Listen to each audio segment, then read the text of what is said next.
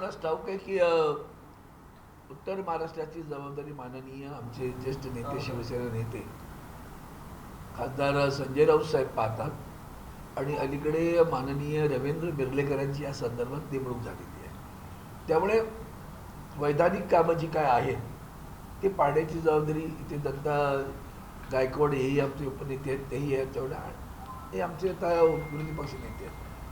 तर हे ह्या सगळ्या प्रकरणामध्ये पाहत असताना मी फारसं त्याच्यामध्ये लक्ष घालत मी आलो. खरं तर काल आपल्याला ठाऊक आहे की गंगेवर त्या आपल्या व्याख्यानमाला असते, त्या व्याख्यानमालेसाठी मी काल आलो होतो आणि त्या व्याख्यानमालेमध्ये काल मर्मभेदी वंदनीय शिवसेना प्रमुखांबद्दलचं व्याख्यान होतं. त्या निमित्ताने नाशिकची माझी नाळ जुनी आहे, त्याच्यामुळे सगळे सवंगडी भेटतात. त्या व्याख्यानामध्ये आपण बाळासाहेबांनी स्वाभिमान कसा शिकवला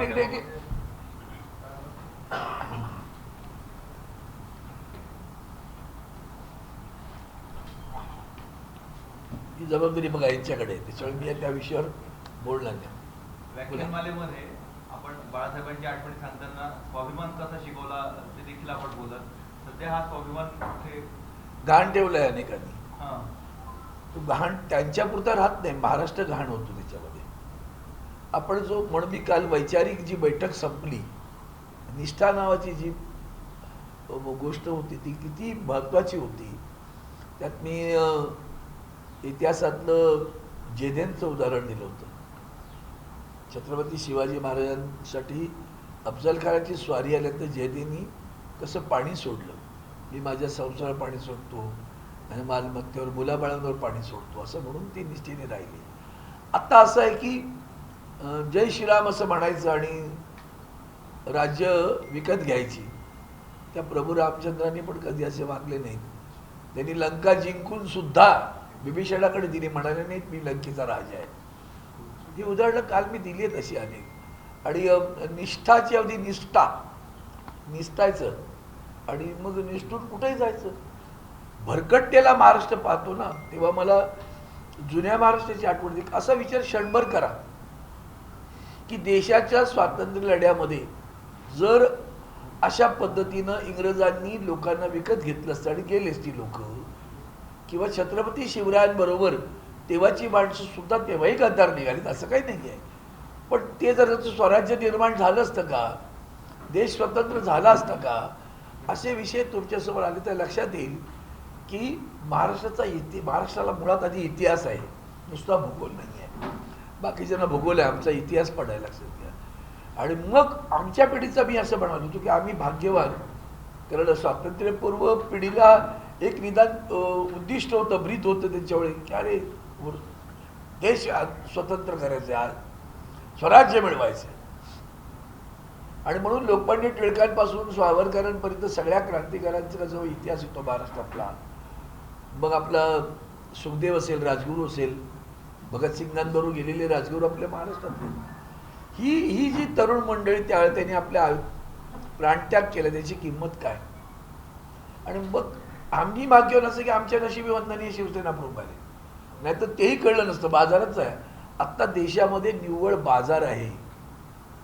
काल काय बोललो याची लाज शरम राज्यकर्त्यांना राहिली नाही. म्हणून ज्यांच्यावर भ्रष्टाचार आरोप केले त्यांनाच मुख्यमंत्री करून ठेवलं. हा जो काही प्रकार देशापुढे आदर्श तुम्ही ठेवताय ना, राजकारणी लोक किंवा राज्यकर्ते खास करून, तेव्हा पाझरतोय खाली. आणि तो असा पाझरतोय की बाजार काही करा, एका लॉन्ड्रीमध्ये जा, स्वच्छ वाल नुसते स्वच्छ नाही होणार, तुम्हाला चांगली पदं मिळतील. हा जो काही नवीन विचार नव्हे, बाळासाहेबांचा विचार, धर्माचा असा विचार आहे का बाळासाहेब? वंदनीय शिवसेना विचार तरी कळले का तुम्हाला? एक आठवण सांगतो, त्या दिघे साहेबांचे फोटो लावतात बरे. त्या दिघे साहेबांनी एक गद्दार ठाण्यामध्ये निघाला आणि ठाण्यातल्या महापौरांच्या निवडणुकीमध्ये एका मतानं आम्ही पराभूत झालो. काय करावं दिघे साहेबांनी? संबंध सगळ्या नगरसेवकांचे राजीनामे घेतले एकामुळे. आता जे असतील ना पळतील जीव घेऊन, सगळ्यांचे राजीनामे घेतले. आणि मग ठाणे महानगरपालिका शिवसेनेच्या शिवाय म्हणजे शिवसेनेच्या निवडून आलेल्या नगरसेवकांशिवाय 5 वर्ष झाली, पोटनिवडणुका पण नाही लागल्या. आणि ज्यांनी कोणी गद्दारी केली त्याला काय केलं ते तुम्हाला सगळ्यांना माहिती आहे. मग हे बाळासाहेबांचे विचार आहेत ते त्या दिघे साहेबांनी अंमल केला आणि त्यांचे फोटो लावून अगदी त्यांच्याच विचाराचा सुद्धा किंवा आचाराचा घात करणारी माणसं आज महाराष्ट्रात मिरवत आहेत. फक्त पैसा.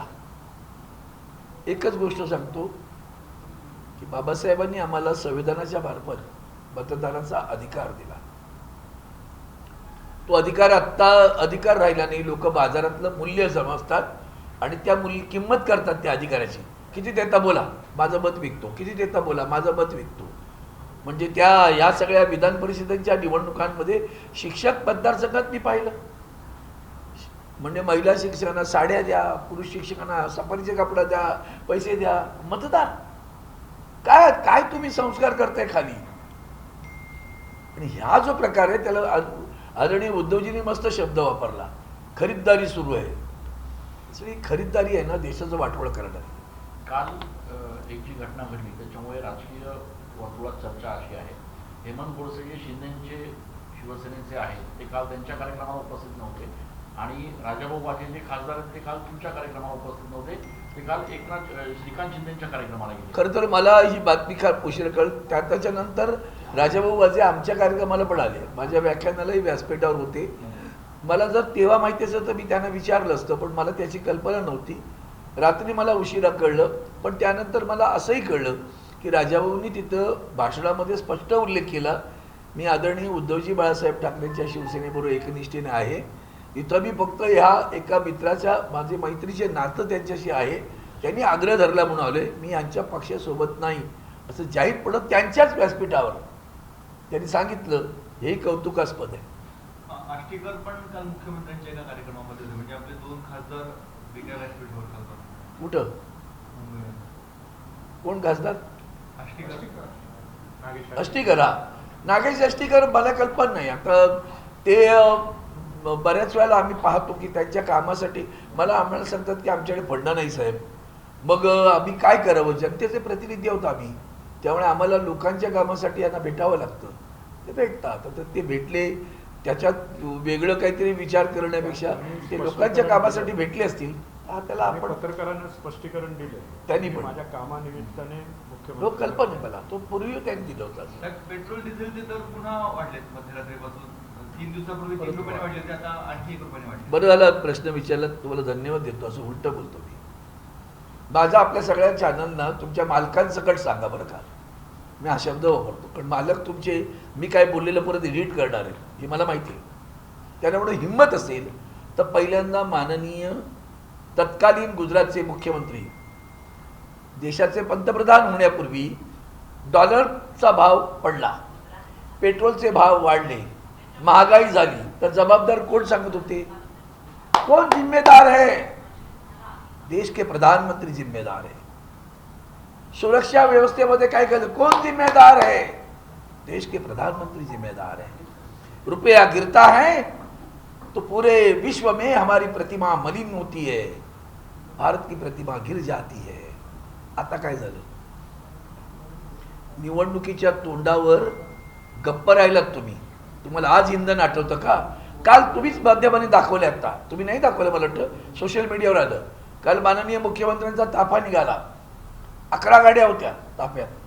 दाखवा जरा परत इंधन बचत. मोटरसायकलवर 500 मीटर गेली आणि 10 गाड्या घेऊन फिरतायत. आता पंतप्रधानांच्या आव्हानाला दिलेला किती गोड प्रतिसाद आहे बघा. हा गोड प्रतिसाद आहे मुख्यमंत्र्यांचा. पहा आम्ही कशी इंधन बचत करतोय. तुम्ही या 5 राज्यांच्या निवडणुका होत्या म्हणूनच महिला आरक्षणाचं बिल आणलं होतं, म्हणूनच ह्या सगळ्या गोष्टी थांबवल्या होत्या. तुमची विश्वगुरूची जी काय प्रतिभा आहे ना जगभर, ती अख्ख्या जगाला कळली. समजलं की किती खोटारडे आहात तुम्ही ते. आणि या सगळ्या प्रकरणामध्ये तुम्ही हे खरं तर युक्रेनच्या युद्धानंतरचं पाठोपाठचं इराणचं युद्ध आहे. इराणच्या युद्धाचा जास्त इम्पॅक्ट कारण ऑइल तेलाचा विषय येतो. होर्मुझची समुद्र धुनी, त्या धुनीतून येण्याचा मार्ग त्या इराणच्या मार्गातून जातो. तो इराण, कल्पना आहे का तुम्हाला, भारताला स्वस्त दरात तेल देत होता, भारताला उधार तेल देत होता आणि भारताला रुपयाच्या चलनामध्ये तेल देत होता. तुमचा शत्रू होता का इराण? त्याला जाऊन मिठी बॉम्ब मारते इस्रायलला. तो इस्रायल त्या अमेरिकेच्या इशाऱ्यावर नाचतो. ते दोघं एकत्र, एप्स्टीन फाईलवाले सगळे एकत्र आहेत, लक्षात ठेवा. हे मुख गिळून बसलेले गप्प. आणि यांना निवडणुका जिंकायच्या आहेत म्हणून 5 राज्यातल्या निवडणुका जिंक्यापर्यंत महिला आरक्षण बिलाचं ढोल वाजवायचं आहे, महागाईबद्दल बोलायचं नाही, बेरोजगारीबद्दल बोलायचं नाही, तेलाचे भाव वाढवायचे नाहीत, ऊर्जेचे भाव वाढवायचे नाहीत. सगळीच भाव वाढणार आता. महागाई गगनाला भेटलेली आहे. आणि रोज आम्ही काय करतोय, कालही माझ्या भाषणात एका कोणीतरी सनातन धर्म की जय हो. अरे बाबा, पोटाचं बोलणारे, पेट्रोल डिझेलचे भाव वाढले बोलणारे, महागाई वाढली बोलणारे, बेरोजगारी वाढली बोलणारे, महिलांवर अत्याचार वाढलेत बोलणारे, शेतकरी आत्महत्या करतोय बोलणारे, शेतकऱ्याच्या कांद्याला भाव नाही मिळाला बोलणारे, आंबा काजू कोसळला बोलणारे. धर्म की जय हो अपू देता का आम्हाला? हा सुद्धा धर्म आहे बरं का. शरीर धर्म, भूक येणारे माणूस उपाशी मरतो त्याची चिंता नाही. आणि म्हणून या गोष्टीचं लक्षात घ्या. हे भाव अगोदरच वाढणार होते, ते आता वाढतील. आणि अजूनही माननीय पंतप्रधानांचं वक्तव्य जे आहे ते अतिशय गंभीर आहे. पुढं काय होईल, पण त्यांनी कोविडसारखे मध्ये इशारे दिलेच आणि आता आणखीन सांगतायत. तर ते पाहिल्यानंतर जनतेने सावध व्हायला पाहिजे. मला कधी कधी जनतेचं पण कोणता शब्द वापरू, आश्चर्य वाटतं. तो अभंगातल्या ओळीत न दोन त्या, उस डोंगा पर रस नाही डोंगा, काय भुललासी वरिलिया रंगा. ह्यांच्या सगळ्या भ्रमांना माझा मतदार भुलतोय, त्याचं दुःख आहे, त्याचं दुःख आहे. सत्य बोलणाऱ्याच्या मागे उभी राहत नाहीत. 77ची जे काही क्रांती झाली ना, तेव्हा सगळ्यात मोठा सहभाग कुणाचा होता? माध्यमांचा, प्रसार माध्यमांचा, खास करून प्रिंट मीडिया ज्याला म्हणतो आपण, वर्तमानपत्रांचा. तेव्हा नव्हते बरं चॅनल. कदाचित तेव्हा चॅनल असतील तर काय माहिती जयप्रकाश नारायणांचं काय झालं असतं. कुठल्या तरी मालकाने विकत घेऊन टाकले असते आणि जयप्रकाश नारायण कसे त्यांचं आंदोलन चुकीचं आहे म्हणून सांगत गेले असते. हे घडू शकतं, लक्षात घ्या. आज लोकशाहीच्या मुळावर घाव घातला जातोय. त्यांना माननीय सर्वोच्च न्यायालय तरुणांना झुरळ म्हणालं बरं का. हे असे गुलाम बसले तिथे. मुख्यमंत्र्यांची काही दिवसांपूर्वी पार्थ पवार यांनी भेट घेतली होती. आज सुनील तटकरेंनी त्यांची भेट घेतली. पुन्हा काही राजकीय एक नवं समीकरण जुळताना तुम्हाला दिसतंय? नाही, मला नाही वाटत आता असं मला कोणती राजकीय समीकरणं वाटत नाही. ज्या काय भेटीगाठी आहे ते सगळ्या, म्हणजे खरं सांगू तर ते ज्याला सुपरफिशियल, ज्याला वरपांगी आहे ते सगळं, मुळात नाही आहे ते काय खाली. तुम्ही राज्याच्या हितासाठी काही पावलं उचलताय का, हा खरा प्रश्न आहे. तो येतात ते ना, सर्वसामान्य माणसाच्या हितासाठी काय प्रश्न आहे का? नाही. तुमचे राजकीय भेटी काय करायचं, चाटायचे, तुम्ही एकत्र या, नका येऊ. माझ्या जीवनाचं काय होतंय ते मला सांगा, माझ्या जगण्याचं काय ते सांगा. त्याच्यावर काहीच नाही ना. जगण्याचा कोणता मार्ग आहे माझ्याकडे तो सांगा. भेटता काय करायचं त्या भेटीसाठी? कर्जमाफी करणार होतं सरकार, परंतु तारखा देत आहेत. आता जूनची तारीख दिली होती. आता नेमकं हे प्रकरण घडलं. तुम्हाला कल्पना आहे का देश किती आर्थिकदृष्ट्या संकटात चालले? ते भयानक आहे सांगतो तुम्हाला मी. सगळा भ्रमाचा भोपळा आहे. 3 ट्रिलियन 5 ट्रिलियन इकॉनॉमी. ते शेअर बाजारावर आमची इकॉनॉमी ठरवता. मी एकदा बोललोय सभागृहामध्ये, बापा तुम्ही याची GDP वगैरे काढता ना, त्या GDP मध्ये शेतकरी नसतो बरं. कुणाच्या उत्पन्नावर GDP काढला जातो? Gross domestic product. तर डोमेस्टिक प्रॉडक्ट शेतकऱ्याचं पण आहे ना, त्याला इन्व्हॉल्व करा. मग तुमची GDP कुठे हवेत तर गेल ते बघा. म्हणून या पद्धतीनं ज्या भारताच्या आर्थिक जी आत्ता, आणि दोन्ही विदेश नीती आणि आर्थिक नीती दोन्हीवर सरकार पूर्णपणे अपयशी ठरलेलं आहे, पूर्णपणे अपयशी. पाकिस्तानामध्ये एक निर्णय घेण्यात आला आहे. पंजाब प्रांतातील मुख्यमंत्र्यांनी हा निर्णय घेतला आहे. त्यामध्ये अनेक जे जुने नावे होते ज्याच्यामध्ये लावचे इस्लामापूर आता कृष्णनगर झाले, बाबरी मस्जिद चौक नामांतर करून जैन चौक झालेले आहेत, सुन्नत नगर झाले, संत नगर, तिकडचे जे नावं पहिले मुस्लिम याच्यामध्ये होते, आता सगळे हिंदू नावांमध्ये कन्वर्ट करण्यात आलेले आहेत. दुसऱ्या बाजूला बघितलं तर महाराष्ट्रामध्ये अनेक मुस्लिम शहरांची नावं हिंदूंमध्ये करण्यात आली.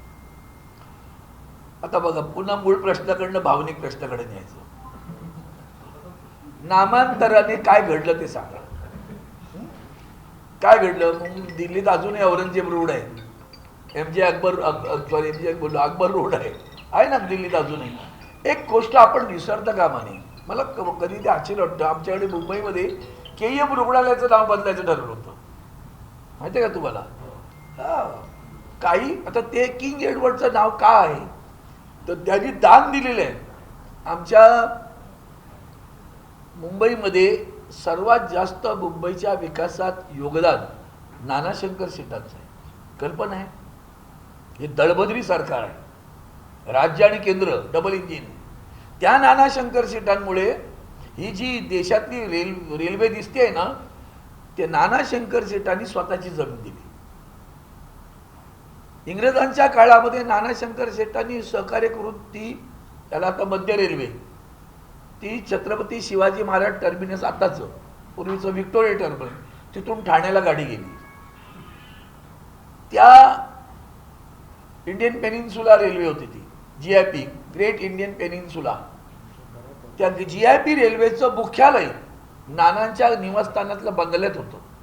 त्या नाना शंकर शेटांचं नाव, हे बाकीचे धंदे करायला त्याला वेळ आहे, पण नाना शंकर शेटांचं नाव खरं तर वंदनीय शिवसेना प्रमुखांनी पण सुचवलं होतं की व्हिक्टोरिया टर्मिनसला तुम्ही नाना शंकर शेटांचं नाव द्या. आता त्यावेळेला कोणीतरी छत्रपती शिवाजी महाराजांचं नाव सुचवलं. आता ते छत्रपती शिवाजी महाराज सगळ्यांचेच म्हणजे हृदयस्थानीत ना, म्हणून कोणी विरोध केला नाही. मग नाना शंकर शेटांचं नाव नेऊन मुंबई सेंट्रल स्टेशनला द्या. मागणी झाली, भाऊ ते टर्मिनस आहेत, 2 मोठी टर्मिनस आहेत, नाही ना दिलं जात अजूनही. 12 वर्ष होऊन गेली, मी 12 वर्ष माझा घोषा सुरू आहे लोकसभेमध्ये.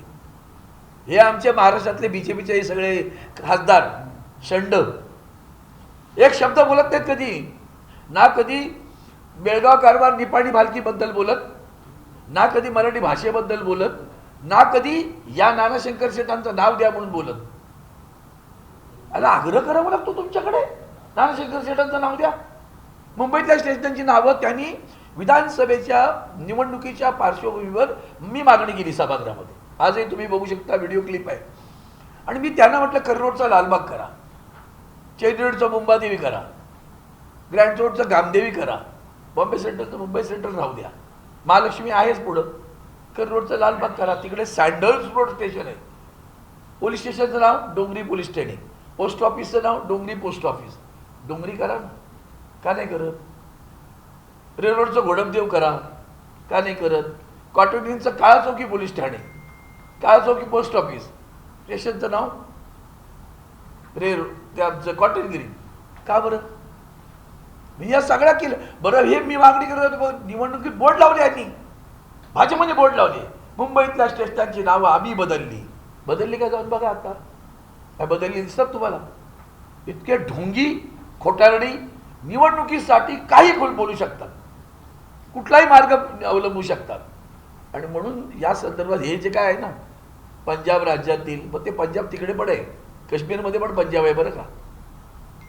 मग ज्या काही 600-750 वर्ष मुघलांनी तुमच्यावर, या भारत देशावर राज्य केलं की नाही केलं? तत्कालीन भारत देशामध्ये हिंदुस्थान, मग त्या राज्याचे ठसे काही राहणार की नाही? राहतात ना. ते काय करणार तुम्ही? लाल किल्ले असून सगळे किल्ले बघायला लागते तुम्हाला. म्हणून आपण लक्षात घेतलं पाहिजे, हा हिंदुस्थान.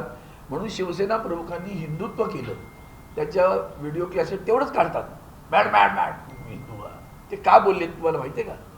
ती एक कोणीतरी परदेशी मुलाखतकार आली होती, तिच्यावर ते रागावले होते.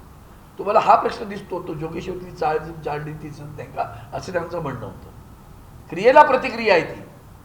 मग हे सगळं समजून घेतलं पाहिजे. तेव्हा त्यांनी असं स्पष्ट म्हणाले पाहिजे, या देशात मुसलमान सुद्धा राहू शकतात, या देशात ख्रिश्चन सुद्धा राहू शकतात, ह्या देशाचे नागरिक पण राहू शकतात. आदरणीय उद्धवजी वारंवार सांगत असतात की ज्यांचा या भूमीवर, या मातीवर प्रेम आहे, आणि जे हे माती या देशासाठी आपलं प्राण अर्पण करायला तयार आहेत, ते आमचे बांधव आहेत, ते आमच्या भगिनी आहेत. तुम्ही त्या कर्नल कुरेशीला काय म्हणणार? ती कोण आहे? भारतीय जनता पक्षाचे नेते काय म्हणाले? आतंकवादियों की बहन आहे. देशाच्या लढाईसाठी उभे राहिलेल्या महिला कर्नलला आतंकवादियों की बहीण आहे म्हणणारे कोण होते? तसली नावं बदलतं.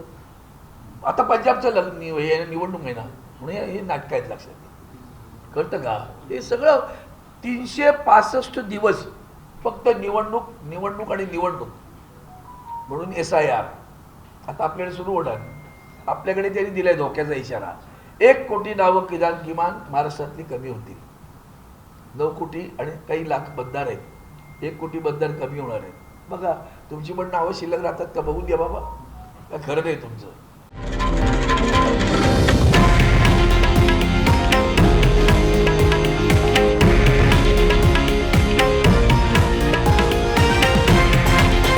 हे आहे देशातील नंबर 1 न्यूज नेटवर्क आणि आपण पाहत आहात TV9 मराठी, एकमेव.